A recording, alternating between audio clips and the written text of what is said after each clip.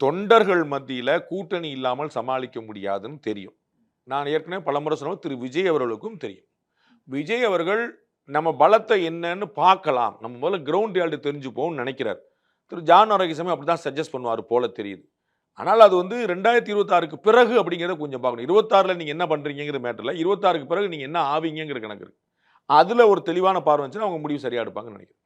இந்த பக்கம் கூட்டணியில இன்னும் சில கட்சிகளுக்கு முடிவாகல. தொகுதிகள் உடன்பாடு எட்டப்படல. திமுக கூட்டணியில விசிகாவுக்கோ, மார்க்சிஸ்ட் கம்யூனிஸ்ட் கட்சிகளுக்கோ, இந்திய கம்யூனிஸ்ட் கட்சிக்கோ. அதுல ஏதாவது இது மாற்றத்தை ஏற்படுத்துமா? அவங்க ரொம்ப இறங்கி அடிச்சாங்கன்னா, இவங்க எப்படி பார்க்குறான்னு பார்க்கணும். நம்ம வந்து திமுகவுடைய தலைமையுடைய ஆளுமை திறன நான் பலமுறை வியந்து சொல்லியிருக்கிறேன். கலைஞர விட சூப்பரா பண்ணிட்டு இருக்காங்கன்னு கலைஞர் வந்து இறங்கி போயிருவார். நம்ம வந்து 2006ல எனக்கு நினைவு இருக்கு. கூட்டணி கட்சிகளுக்கு தொகுதி வந்து நான் கொடுத்து அவர்கள் எடுத்துக் கொள்வதல்ல. இருக்கிறதை பங்கிட்டுக் கொள்வது அப்படின்னாரு. ஸோ நாங்க எவ்வளோ அலோகேட் பண்றோங்கிற பேச்சே இல்லன்னாரு. ஆனா இவர் வந்து இன்னைக்கு நம்ம பேசிட்டு இருக்கும்போது, கொங்கு நாடு மக்கள் தேசிய கட்சியோட கூட போன முறை 3 இந்த முறை 2. முந்தானத்து பார்த்தோம். போன முறை 6 இந்த முறை 4. அதுல 3 வந்து உதயசூரியன், 1 சொந்த சின்னம்னு சொல்லிட்டு மதிமுகவுக்கு. ஸோ இந்திய யூனியன் முஸ்லீமுக்கு குறைப்பு. எல்லா கட்சியும் குறைச்சுக்கிட்டே போயிட்டு இருக்காங்க.